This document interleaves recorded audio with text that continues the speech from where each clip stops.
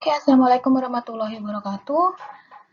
Dalam kesempatan kali ini, untuk pertemuan kedua WAS, kita akan membahas terkait dengan manajemen agribisnis, yang mana nanti ini akan menjadi presentasi pertama kalian.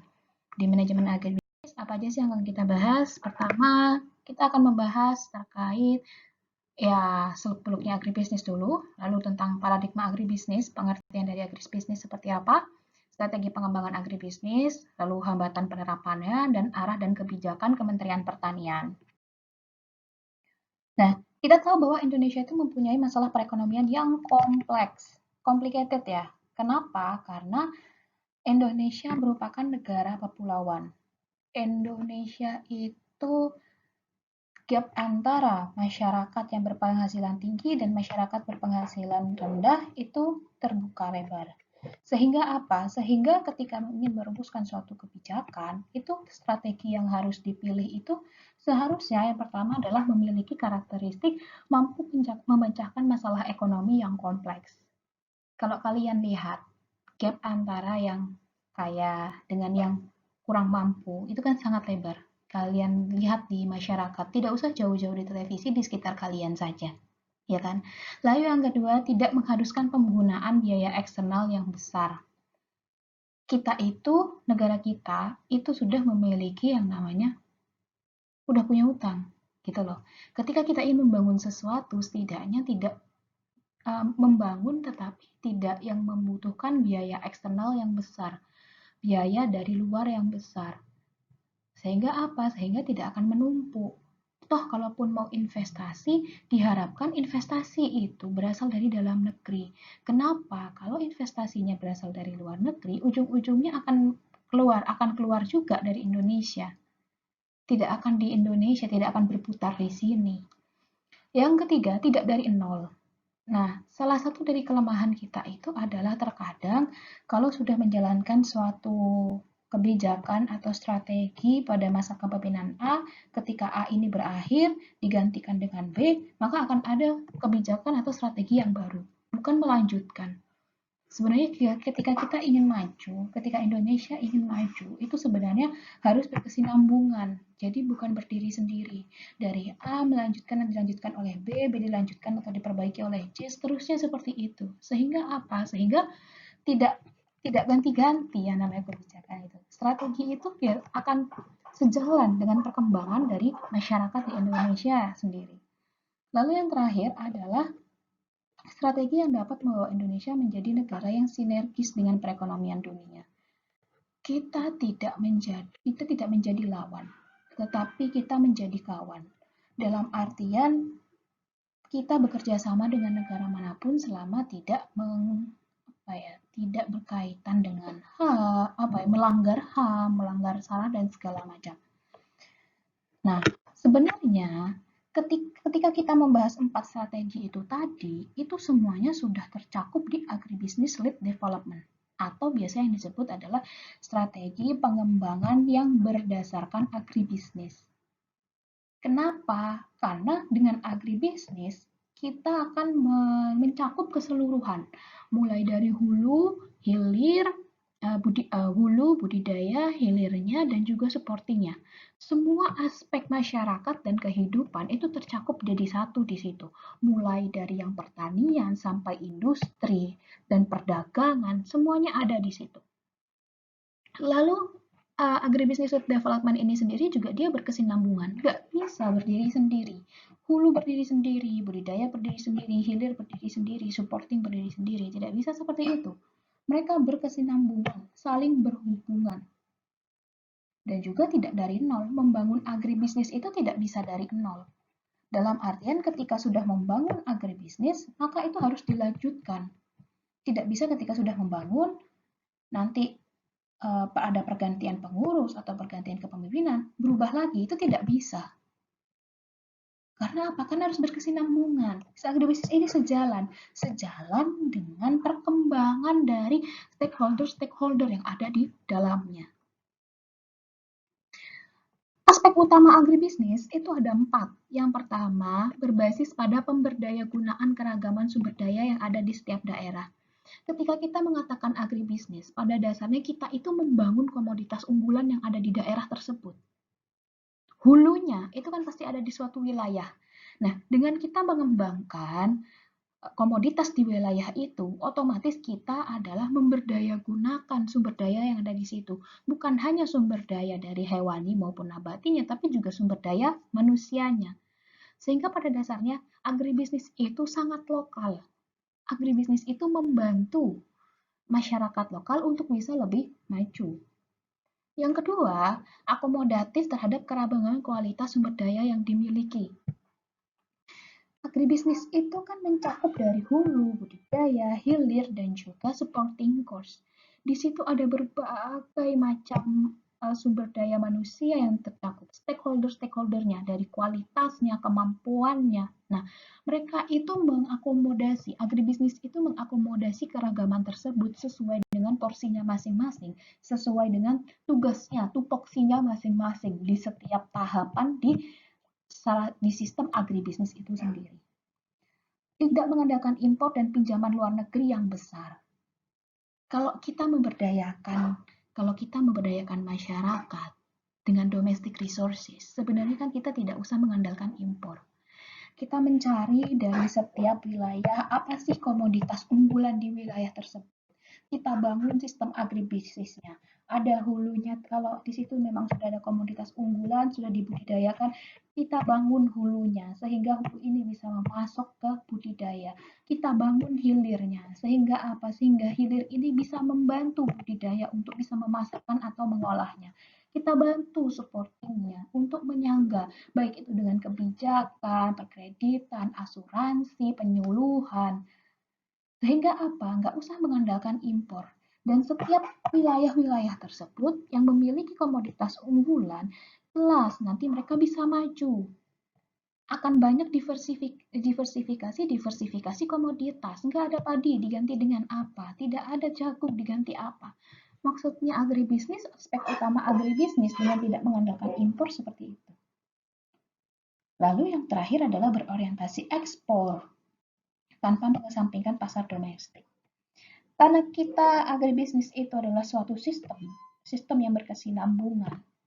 Nah, ketika nanti suatu sistem itu sudah menghasilkan komoditas yang besar, ketika pasar di sini sudah tercukupi, orientasi kita kan tidak hanya pasar di dalam negeri, namun bagaimana komoditas lokal ini bisa go internasional dong. Bagaimana komoditas lokal ini itu bisa dimanfaatkan atau bisa dikenal. Ini loh, komoditas X dari Indonesia atau komoditas X dari wilayah X di Indonesia. Namun kita tetap harus bisa memasok. Bukan berarti yang sebagian kalian tahu, kalau kalian literasi baca kalian luas, pemenuhan ekspor tercukupi, tapi di pasar domestik tidak tercukupi. Atau pemenuhan ekspor dengan kualitas grade A, grade B, ternyata di pasar domestik yang grade C. Padahal kalau di luar negeri, kalau kita tahu beberapa negara melakukan ekspor, tidak seperti itu. Justru pasar domestiknya itu disanggah oleh produk-produk yang bagus-bagus. Bukan berarti yang diekspor itu tidak bagus, namun mereka lebih mementingkan pemenuhan domestik dulu, lalu baru dia akan mengekspor.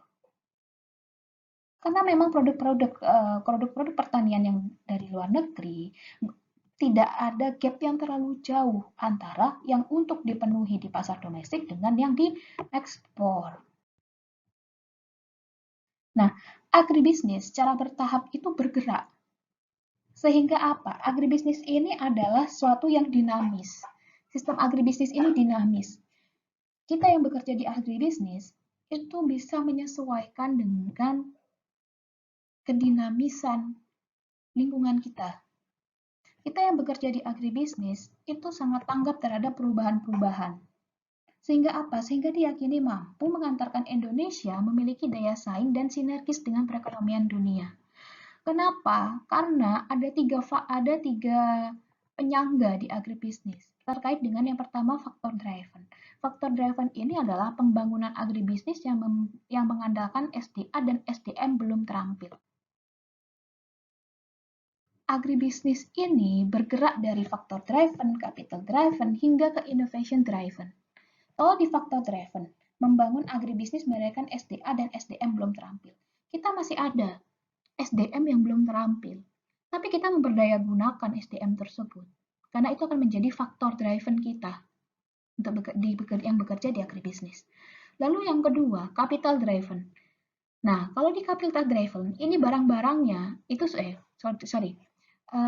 kita sudah menggunakan barang-barang modal. Dalam artian kayak kita menggunakan traktor, udah bukan bajak lagi, kita menggunakan mesin penyemprot, bukan disiram dengan manual lagi yang seperti kayak pupungan dua itu ya kan.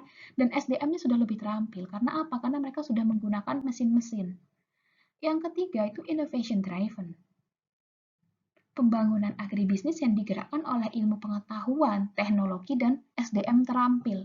Nah, dari sini ilmu pengetahuan itu udah nggak lagi penyemprotannya itu menggunakan manusia, pakai drone, ya kan? Kayak mini helikopter gitu untuk mengairi seluruh lahan. Nah, dari faktor driven, capital driven, innovation driven, kita bisa lihat perkembangan luasan lahan yang digunakan sehingga agribisnis ini tercapai. Faktor driven. Kalau faktor driven, biasanya lahan-lahan yang sempit, lahan-lahan peta, punyaan pribadi, sama seperti lahan-lahan yang kebanyakan ada di Indonesia. Capital driven, itu sudah lebih luas. Hektar, 2 hektar, ya kan? Kan nggak mungkin macul ya. Capek lah kalau macul, pakainya pakai traktor. Udah pakai penyemprot, ya kan? Untuk pestisida ataupun untuk mengairi, itu sudah ada jalurnya. Innovation driven, ini lahannya lebih luas lagi. Lahan terluas di Indonesia tuh buat apa sih? Buat sawit ya, bukan buat lahan pangan kan? Nah, innovation driven-nya lebih seperti itu. Jadi pengairannya itu udah pakai drone, udah pakai mini helikopter. Pemupukannya juga sama, pestisidanya juga sama. Udah bukan manusia lagi. Sudah ada menara kontrolnya untuk mengontrol melakukan itu. Agribisnis bergerak secara bertahap dan seperti itu. Kalau di Indonesia tidak ada, bukan berarti di luar negeri belum melakukan itu. Kalian bisa cek.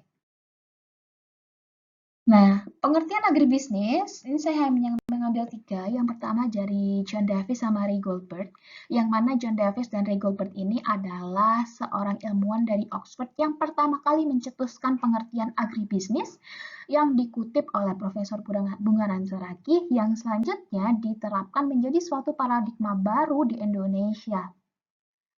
Jadi memang agribisnis ini ketika di luar negeri sudah ada sejak tahun 1957, di Indonesia itu sebenarnya baru saja. Dan apalagi setelah krisis moneter kemarin, itulah paradigma agribisnis baru mulai dibangun, baru mulai dilirik oleh para stakeholder di situ, terutama para pemangku-pemangku kebijakan.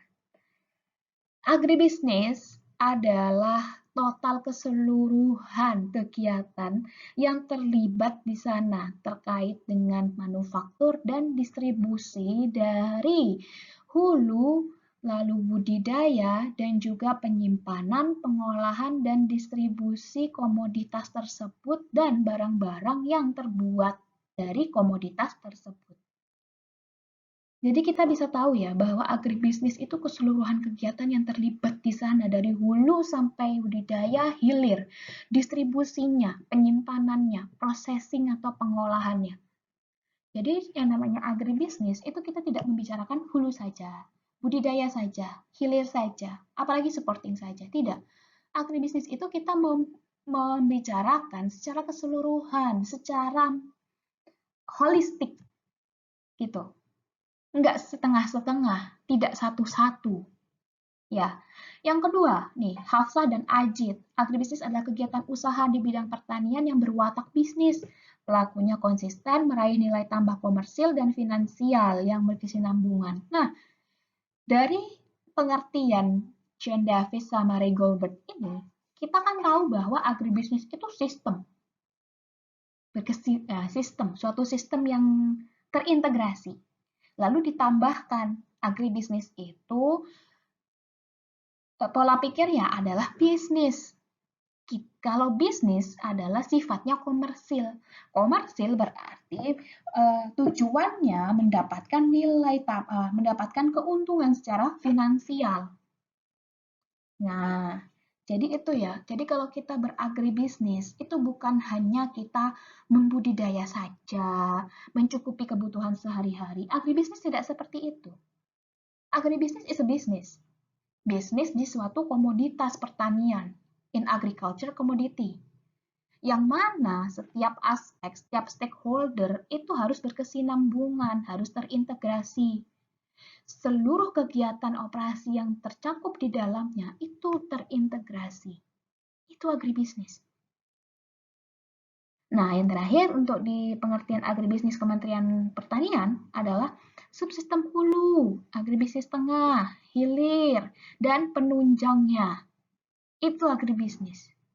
Jadi kalau kita rangkai menjadi satu, pengertian agribisnis itu apa? Pengertian agribisnis itu adalah suatu sistem berkesinambungan yang semua kegiatan yang terlibat di dalamnya itu terintegrasi. Mulai dari hulu, budidaya, hilir, serta subsistem penunjangnya. Yang mana di situ sifatnya adalah bisnis untuk meraih nilai tambah komersil atau nilai tambah secara finansial dalam mencukupi kebutuhan di pasar, baik domestik maupun pasar internasional. Begitu ya, itu agribisnis. Nah, ini apa, Bu? Kok kayak begini? Ini adalah subsistem agribisnis. Ada subsistem hulu, on farm, hilir. Di sini hilirnya ada pemasaran dan pengolahan. Untuk kegiatan distribusi, penyimpanan semuanya sudah termasuk di sini. Lalu subsistem penunjang. Maksudnya seperti apa? Hulu itu berhubungan dengan on farm berhubungan dengan hilir. Hilir pun juga dipengaruhi on farm dan dipengaruhi oleh hulu. Subsistem penunjang ini menunjang ketiga-tiga subsistem di atasnya. Jadi bukan hanya hilir, bukan hanya on farm, bukan hanya hulu, tapi ketiga-tiganya. Subsistem hulu ini mempengaruhi pemasaran, mempengaruhi pengolahan. Begitupun juga pemasaran mempengaruhi hulu, pengolahan mempengaruhi hulu, on farm mempengaruhi ini. Jadi kalau kita lihat dari bagan ini, sebenarnya suatu subsistem agribisnis itu saling berkesinambungan, gak bisa berdiri sendiri. Ibaratkan kalau kita kerjasama, kita bisa maju gitu loh. Tapi kerjasama dalam bentuk yang positif, bukan kerjasama kalau lagi ujian kerjasama saling mencontoh, repek, gak ada yang kayak gitu. Ini saling berkesinambungan, saling bekerja sama di sini. Itulah sistem agribisnis. Itulah sebenarnya agribisnis. Itu yang harusnya dibangun. Ketika ada Indonesia memiliki suatu komoditas yang besar, contohnya seperti sawit. Dengan segala berita-berita di luar sana, terlepas dari berita di luar sana, kita harus akui sistem agribisnis kelapa sawit di Indonesia itu merupakan salah satu yang bisa dicontoh. Hulu, on farm, hilir, dan supporting sistemnya jalan di situ. Cobalah kita membuat komoditas lain. Pasti akan bisa seperti itu. Seandainya kopi kita punya kopi itu banyak macamnya. Mulai dari Sabang sampai Merauke itu ada berbagai macam kopi. Apalagi kopi-kopi yang memang khas di daerah. Ya kan, seperti Gayo, Kintamani. Itu kan kopi-kopi khas daerah yang di luar negeri itu tidak ada. Bangunlah agribisnisnya. Tidak hanya memenuhi pasar domestik, tapi juga pasar ekspornya dipenuhi. Yang mana kualitas antara domestik dan ekspor itu tidak ada gap di sana. Toh walaupun ada gap itu tidak terlalu jauh. Bukan berarti barang yang sortiran ditaruh di dalam negeri, barang yang bagus dijual ke luar negeri. Nggak gitu. Agribisnis tidak seperti itu. Kalau kalian lihat bagaimana Thailand maju sekarang dengan berasnya, Vietnam juga beras dan juga kopinya maju. Berarti kan ada yang dibangun di sana. Sistem agribisnisnya jalan. Kalau nggak seperti itu, bagaimana mereka bisa maju? Karena kan semuanya harus berkesinambungan. Mulai dari hulunya, mulai budidayanya, pemasaran pengolahannya, dan juga penunjangnya. Itu yang harus kita bangun. Nah, ini contoh bagan alir dari sistem agribisnis. Ya, ini sarana produksinya mulai dari pembibitan, pupuk. Nah, ini sarana produksi, ini hulunya. Lalu di sini budidayanya, budidaya itu kan ada yang usaha tani rakyat, ada yang perusahaan. Lalu di sini di hilirnya, hilirnya itu ada yang pengolahan, ada juga yang langsung ke pedagang, ada yang pedagang ke pengolahan. Nah, lalu di sini yang terakhir itu adalah konsumennya. Banyak ya, mulai dari pasar ataupun dari restoran. Seperti ini loh sebenarnya.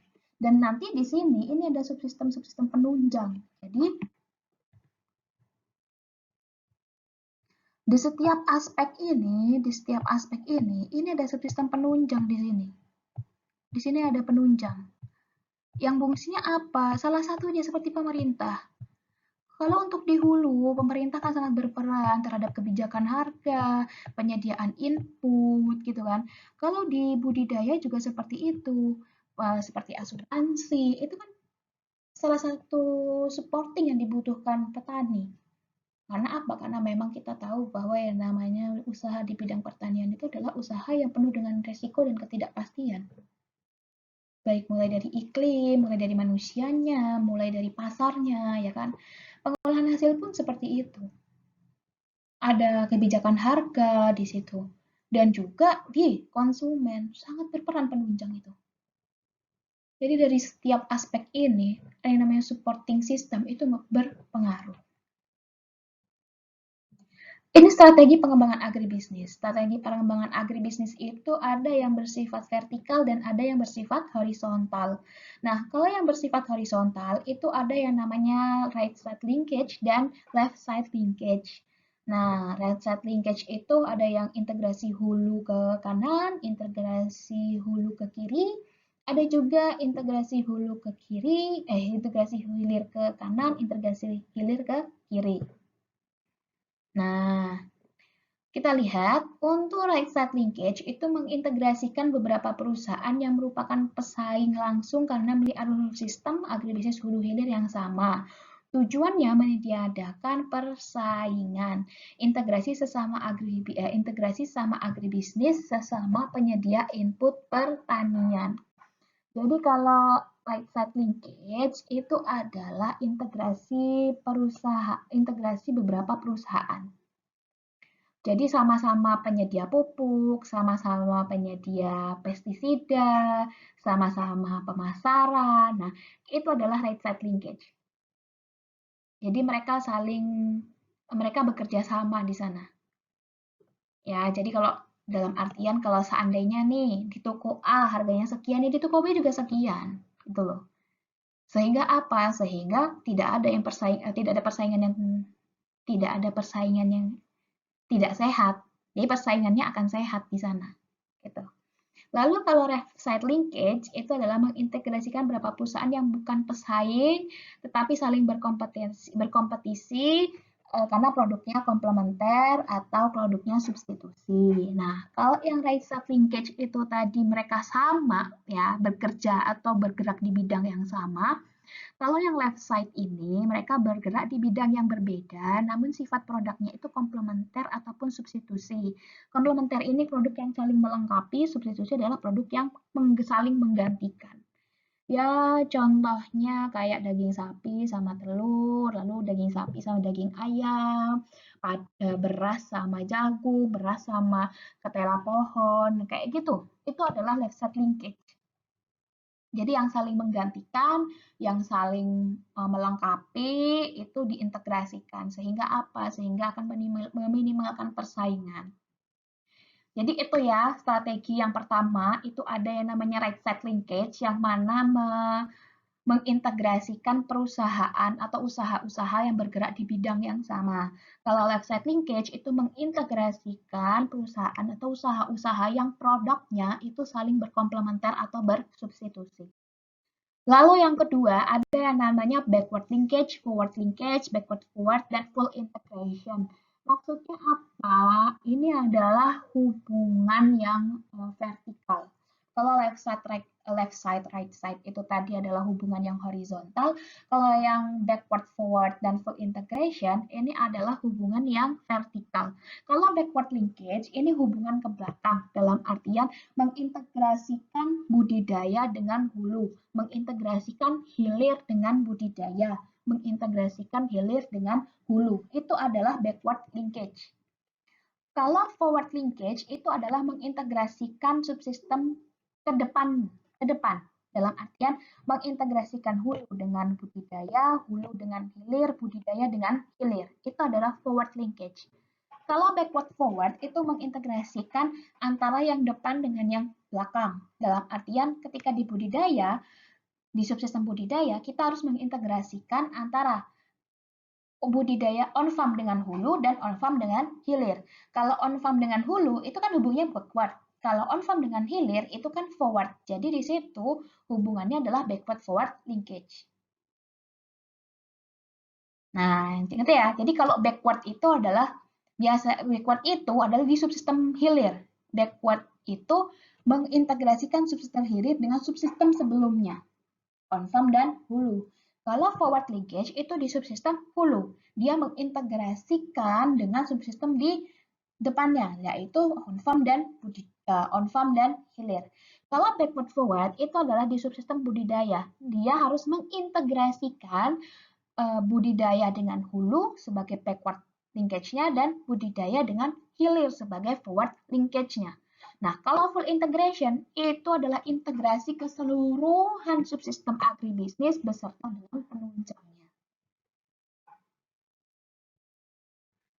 Parameter agribisnis beroperasi stabil itu adalah responsif terhadap lingkungan bisnis yang terus berubah. Jadi, ketika suatu sistem agribisnis di suatu komoditas itu dibangun, dia responsif, dia bisa langsung beradaptasi dengan setiap perkembangan dinamika dari perdagangan, baik perdagangan internasional maupun perdagangan di domestik, maka berarti sistem agribisnis atau agribisnis yang bekerja di komoditas tersebut stabil. Dan itu akan long term ya, akan dalam jangka panjang. Dia akan bertahan. Dan yang kedua adalah customer voice itu didengarkan. Customer voice ini bukan hanya kita konsumen perseorangan, tetapi juga konsumen-konsumen baik itu pedagang, baik itu di pengolahan, bahkan eksportir maupun importir. Jadi kalau kita kalau suatu usaha agribisnis itu bisa mengikuti iklim yang dinamis, bisa gampang beradaptasi, dan selalu ada inovasi dan kreativitas yang muncul di sana, lalu dia selalu bisa memenuhi ekspektasi dari pelanggan, maka usaha agribisnis tersebut bisa berhasil dan akan long term, akan berjalan dengan jangka panjang.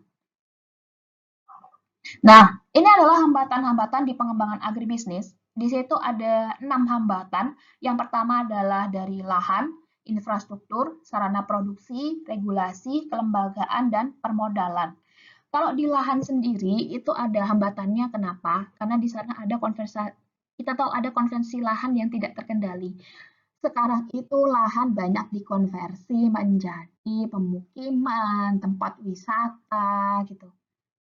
Saya nggak tahu marginal benefit-nya seperti apa. Penambahan benefit-nya mengubah lahan pertanian menjadi lahan-lahan non-pertanian itu seperti apa. Berbeda kalau merubah lahan pertanian menjadi lahan yang lebih lahan pertanian namun lahan pertanian yang dimekanisasi gitu. Tapi ini kan tidak. Mengubah lahan pertanian menjadi lahan yang non-pertanian. Bisa kalian bisa kalian teliti ya bagaimana dampak dari konversi lahan yang tidak terkendali terhadap kemajuan atau terhadap pemenuhan kebutuhan komoditas pertanian masyarakat Indonesia. Apakah dengan adanya konversi lahan itu menurunkan produksi sehingga sehingga suatu komoditas itu kita harus mengimpor, ataukah memang lahan-lahan yang dikonversi itu adalah lahan-lahan yang memang sudah tidak produktif, sehingga ya sudah daripada tidak dipakai kan, daripada tidak produktif, lebih baik digunakan untuk pemukiman ataupun pariwisata. Tapi kenapa lahan tidak produktif itu dibangunkan lagi sehingga menjadi lahan produktif? memang investasinya lebih besar mana? Membangun pemukiman dan juga tempat pariwisata dengan membangun lahan tidur untuk pertanian yang baru. Ya, itu bisa jadi penelitian loh ya. Lalu yang kedua adalah keterbatasan dalam pencetakan lahan baru. Udah mana lahannya banyak yang dikonversi, dengan alasan lahannya itu lahan tidur, lahan yang tidak dipakai, tidak ada lahan baru. Tidak ada pencetakan lahan baru. Lahan-lahan gambut itu, lahan-lahan rawa, tidak dikonversi menjadi lahan pertanian baru. Ada nggak sih, Bu? Bisa. Pertanian di gambut dan rawa itu bisa. Apalagi dengan kita yang seperti sekarang ini. Teknologi itu bisa mengubah apapun. Lalu yang ketiga, penurunan kualitas lahan. Nah, ini yang sempat saya bahas minggu lalu terkait dengan penurunan kualitas lahan. Banyaknya penggunaan input-input yang anorganik, ya, bukan input-input yang berasal dari bahan-bahan organik, itu membuat kualitas lahan menurun, kesuburan menurun. Sehingga apa? Sehingga kalau kesuburannya menurun, produktivitas pertaniannya menurun, sehingga lama-lama akan ditinggalkan. Setelah ditinggalkan akan menjadi lahan tidur, setelah menjadi lahan tidur akan dikonversi menjadi lahan non pertanian. Terus aja kayak gitu siklusnya ya. Lama-lama nggak ada, kita nggak punya lahan pertanian. Lalu yang keempat adalah rata-rata kepemilikan lahan sempit. Iya, kalau kita lihat di luar negeri itu, satu orang aja bisa berpuluh-puluh hektar ya. Kalau di sini itu 100 orang cuma berapa hektar. Balik ya, kebanyakan orangnya daripada tanahnya. Ya, lahannya sempit-sempit. Rata-rata pemilikan lahan kita cuma setengah hektar, seperempat hektar kalau di rata-rata. Setengah lah. Ketidakpastian status kepemilikan lahan. Nah ini nih, muncul sengketa kalau kayak begini. Ini lahannya siapa, digarap siapa, ya kan? Ternyata nanti ada yang ngakuin ini punya siapa. Nah itu di Indonesia seperti itu. Lalu adalah berternak tidak punya lahan. Nah ini, kalau kita tahu peternakan kita itu nggak punya lahan, jarang ya, kecuali kalau di Nusa Tenggara gitu ya, yang masih ada padang sabana atau savana. Jadi ternak itu kan bisa digembala. Nah, kalau kayak di Jawa, di Madura, ternak itu kumpul atau dekat sama rumah. Di sebelahnya ada rumah lagi, sebelahnya ada rumah lagi, dempet-dempet. Atau kadang-kadang kandang ketemu rumah, kandang ketemu kandang, ketemu rumah, ya kan? Nggak punya kita yang kayak di luar negeri gitu tuh yang kalian lihat gitu. Ada sih di Sumatera Barat ada kok sebenarnya. Di Sumatera Barat ada, di Nusa Tenggara masih ada, tapi kalau untuk kayak di daerah-daerah seperti Jawa mana ada yang seperti itu. Kalian lihat di Madura aja juga gitu. Nggak usah itulah. Coba kalian lihat di tempat kalian yang punya kandang ayam. Letaknya kandang ayamnya di mana? Sebelah rumah kan? Iya, itulah Indonesia. Hambatan yang kedua itu dari infrastruktur. Nah, kurangnya pembangunan waduk dan jaringan irigasi. Kita tahu ada beberapa daerah di Indonesia itu daerah kering, yang curah hujannya itu kurang dari 2000 mm, ya kan? Yang kalau musim penghujan airnya cukup, yang kalau musim kemarau kering. Jarang ada daerah-daerah yang sampai berlebih gitu. Nah, walaupun berlebih itu kan sampai menyebabkan banjir ya karena memang bukan daerah pertanian, ya kan? Lalu yang kedua, jaringan irigasinya rusak karena banjir dan erosi. Biasanya orang lebih suka membangun properti dibandingkan membangun jaringan irigasi untuk pertanian. Karena apa? Karena keuntungannya lebih besar kalau kerjanya sama-sama capek. Tapi keuntungan kalau membangun properti kan lebih banyak dibandingkan membangun irigasi untuk pertanian. Padahal kan kita makan dari produk apa sih? Kita makan dari produk pertanian kan? Kita emang makan yang sintetis-sintetis. Mau macam makan karet aja, makan sintetis. Lalu yang ketiga adalah kerusakan daerah aliran sungai. Iyalah, kalau tidak ada daerah aliran sungai, nggak ada yang membendung, tidak pada aliran irigasi di sana, ya udah, tidak akan ada pengairan yang lancar, ujung-ujungnya ke banjir lagi, erosi lagi. Lalu kurangnya pemeliharaan irigasi hingga ke tingkat usaha tani, keterbatasan pembangunan jalan sebagai jalur distribusi jelas. Kalau kita lihat di daerah, mungkin di daerah kalian juga masih ada ya jalan-jalan yang rusak, masih batu-batu, batunya gede-gede gitu. Ya gimana? Yang kadang Cukup untuk sepeda motor, boro-boro mobil, sepeda motor aja susah, mau papasan, ada kan daerah seperti itu. Lalu adalah keterbatasan laboratorium, klinik konsultasi, balai penyuluhan, pasar komoditas spesifik, dan juga gudang. Sistemnya belum terbangun dengan baik. Ada, sudah dibangun, beberapa tahun berjalan, nanti terbengkalai lagi. Ya kan? Lalu ada regulasi. Ya, sarana produksi. Kita ke sarana produksi dulu. Nah, terkait sarana produksi. Sarana produksi ini hambatannya secara umum ada 4. Yang pertama, belum tersedianya alsintan hingga ke tingkat usaha tani. Alsintan ini adalah alat-alat untuk pertanian, yang mana kan alat-alat kita itu kan masih tradisional ya. Jarang sekali yang alat-alatnya itu adalah alat-alat yang padat modal. Kita tidak minta untuk yang alat-alat yang sudah canggih-canggih banget. Cuman kan terkadang karena memang lahannya sempit, lahannya kecil, sehingga apa ya? Sehingga adanya alsintan itu kurang efektif dan efisien untuk digunakan. Lalu yang kedua, belum cukup tersedianya bibit unggul, bermutu, lalu pupuk, pakan, dan agrokimia.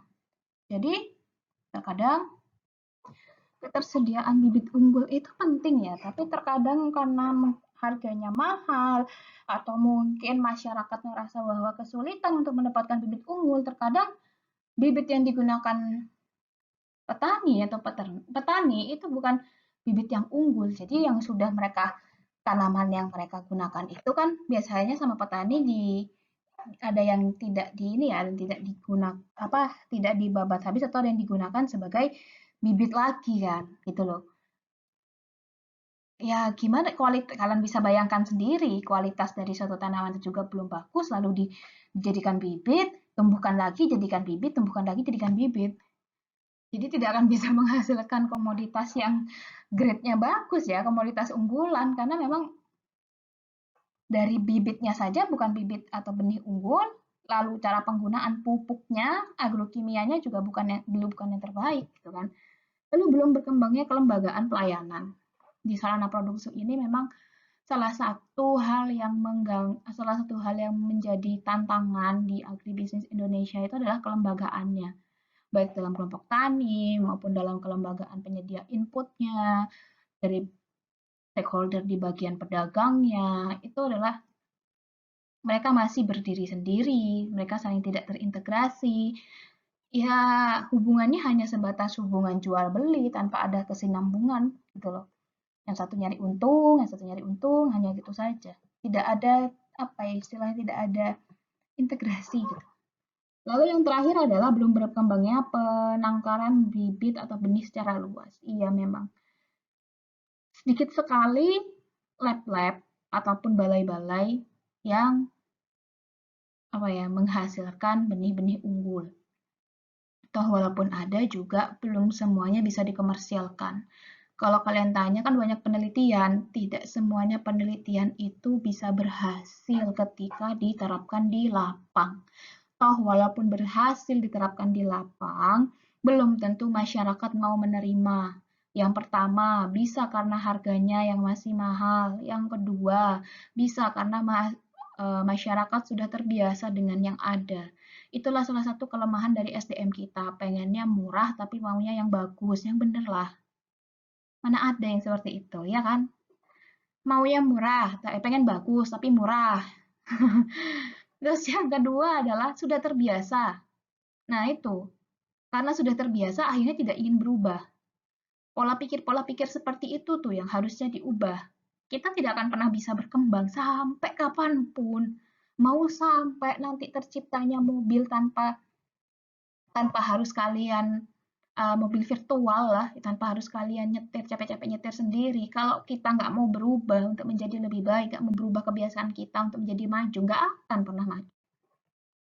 Lalu hambatan yang keempat itu adalah hambatan terkait regulasi, ya kan? Karena ada beberapa kebijakan pemerintah yang belum berjalan dengan efektif, ada juga kebijakan yang memang belum berpihak pada sektor tersebut. Contohnya kalau yang ada kebijakan-kebijakan terkait yang padi, cabai, bawang merah, daging sapi, jagung kayak gitu. Nanti yang komoditas lain seperti tembakau, tebu ya kita nggak ada punya kebijakan. Mereka lebih fokus ke pangan, mereka lebih fokus ke peternakan kayak gitu-gitu. Hortikultura nggak pernah diurus. Nah, yang seperti itu tuh pasti ada ya hambatan yang seperti itu seperti ada. Ada juga ya kebijakan-kebijakan yang sudah diterapkan tapi belum efektif. Ya, yang paling gampang adalah penerapan harga. Ya enggak? Ya kan? Penerapan harga harga penjualan tertinggi, harga pembelian pokok, harga penjualan pokok, ya kan? Kalau semuanya pemerintah menerapkan HPP-nya gabah 5.500 gitu, belum tentu di masyarakat segitu. Dan petani kita nggak punya bargaining position yang tinggi, masih lebih tinggi pedagang. Apa kata pedagang harganya? Itu salah satu hambatan di regulasi. Selanjutnya adalah hambatan di kelembagaan dan SDM, yaitu ya kelembagaan petani belum punya posisi yang kuat. Ada kelompok tani, tapi nanti kalau udah ke pasar tetap aja kalah sama pedagang. Keterbatasan dalam pemanfaatan teknologi. Salah satunya keterbatasan dalam pemanfaatan teknologi ini penyebabnya apa? Karena terkadang lahan yang sempit mau digunakan teknologi apa? Lahannya cuma seperempat hektar, mau pakai traktor, buang-buang BBM kan? Nah, lalu yang ketiga adalah jarak. Sekarang itu minat generasi muda di pertanian itu berkurang. Walaupun sekarang sudah mulai digalakkan lagi dengan adanya petani-petani milenial. Diharapkan sih itu bisa ya, bisa mengubah citra pertanian Indonesia menjadi citra yang berbeda. Jadi bukan hanya yang apa namanya, bukan hanya yang lusuh, capek, panas-panasan, enggak. Tapi juga skalanya skala bisnis. Oke lah, kita memang kerjanya di lapang, macul, kita mupuk dan segala macam. Tapi bisnisnya jalan gitu loh. Petani tapi orientasinya adalah orientasi bisnis, bukan orientasi mencukupi perut sendiri atau perut keluarga. Yang penting kejual, nggak seperti itu ya. Lalu yang terakhir itu hambatannya adalah dari segi pemodalan. Wah, jelas itu dari segi pemodalan itu biasanya akses modalnya susah ya kan. Syaratnya syaratnya itu syaratnya rumit, syaratnya ribet, waktu pencairannya lama. Ada jaminan tambahan, agunan yang harus diberikan petani, padahal petani juga nggak tahu apa yang mau diagunkan, ya kan? Lalu terbatasnya sosialisasi dan informasi skema kredit, terbatasnya pendampingan dan pengawalan petani yang membutuhkan pemodalan. Ujung-ujungnya adalah petani mengambil kreditnya dari apa istilahnya tuh? Ya itulah pokoknya dari yang nggak resmi itu apa? Saya lupa jadinya. Ngambil dari situ, ya kan? Ya itulah ya hambatan-hambatan pengembangan bisnis di Indonesia. Nah, berikut ini adalah arah kebijakan Kementerian Pertanian tahun 2020. Sebenarnya visi dan misi pembangunan pangan Kementerian Pertanian tahun 2019 hingga tahun 2024 itu adalah pangan berdaulat, petani sejahtera, Indonesia menuju lumbung pangan dunia 2045. Sekarang sudah akhir 2020, beberapa minggu lagi kita akan 2 minggu lagi kita akan memasuki 2021. 2021 ke 2045 itu anggaplah kita membutuhkan waktu ada 25 tahun untuk membangun Indonesia menjadi pangan berdaulat, petani sejahtera, Indonesia lumbung pangan. Ketika kita sudah bilang pangan berdaulat, itu tingkatannya udah bukan lagi tahan pangan, bukan lagi aman pangan. Ini sudah berdaulat. Yang mana itu tahan pangan, itu juga aman pangan.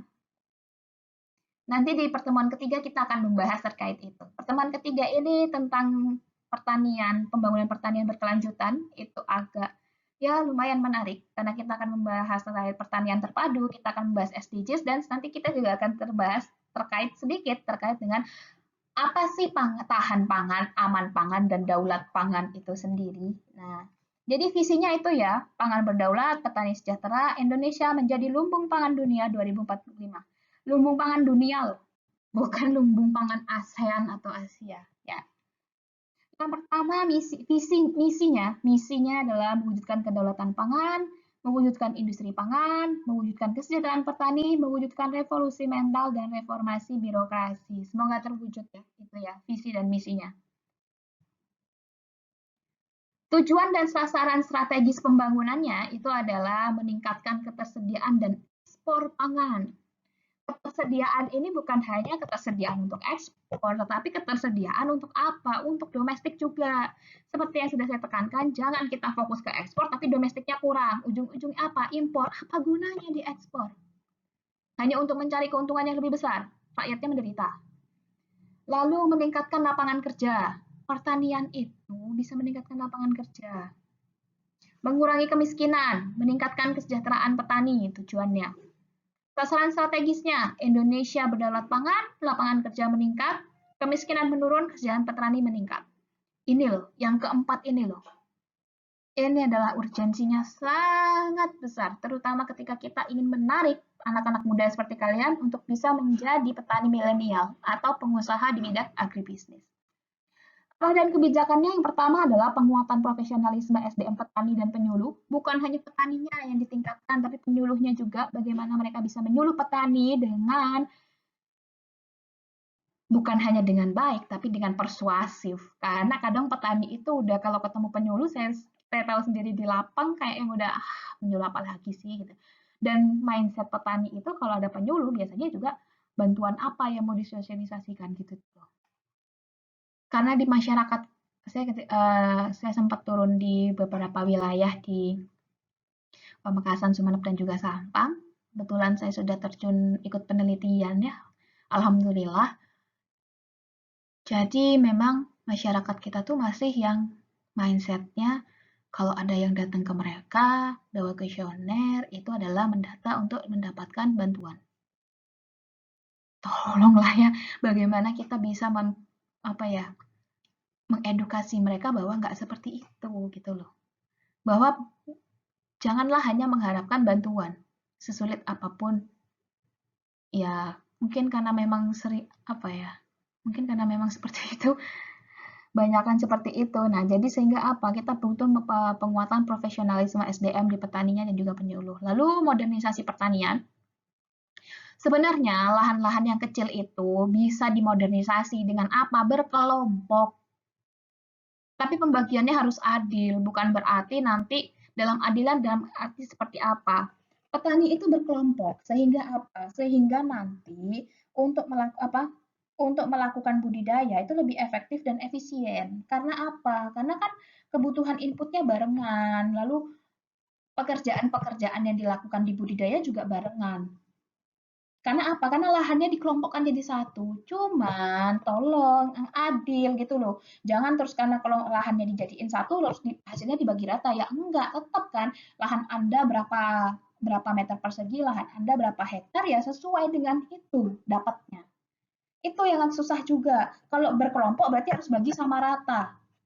Bukan bagi sama rata, tetapi bagi sama adil. Adil sesuai dengan porsi lahannya masing-masing. Hanya saja lahan itu dikerjakan barengan gitu loh. Sehingga apa? Sehingga akan mengurangi biaya. Biaya itu bisa dikurangi. Bukan ngerjain sendiri-sendiri lahan 300, lahan 400 dikerjakan sendiri-sendiri. Atau lahan 5.000 dikerjain sendiri kan enggak. Kalau dikumpulkan jadi satu kan bisa 2 hektar, bisa 3 hektar, bahkan bisa 10 hektar kan satu desa. Itu maksudnya. Jadi modernisasi pertanian di situ bisa berjalan.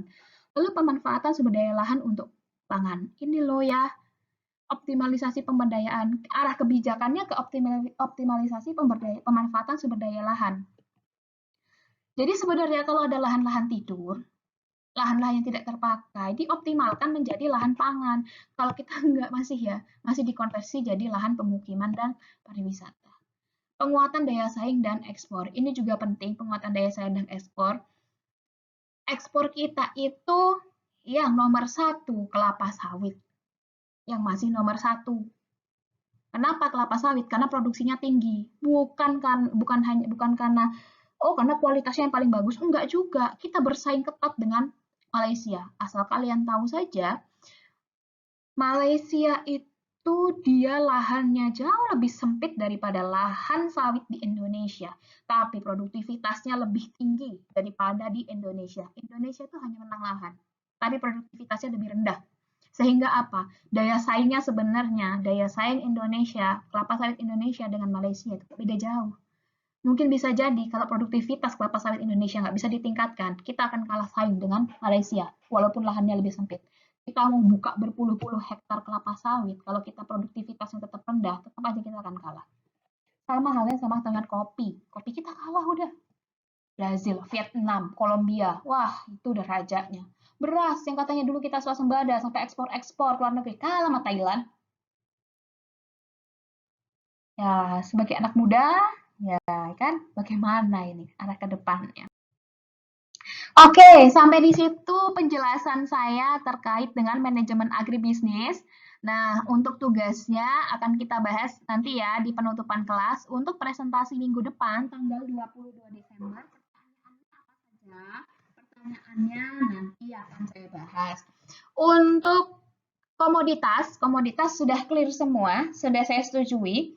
Kalau masih memang dari penjelasan ini ada yang ingin mengubah, karena nanti pertanyaannya adalah pertanyaan yang aplikatif. Ada sih pertanyaan teori sedikit untuk presentasi kalian, tapi kebanyakan adalah aplikatif.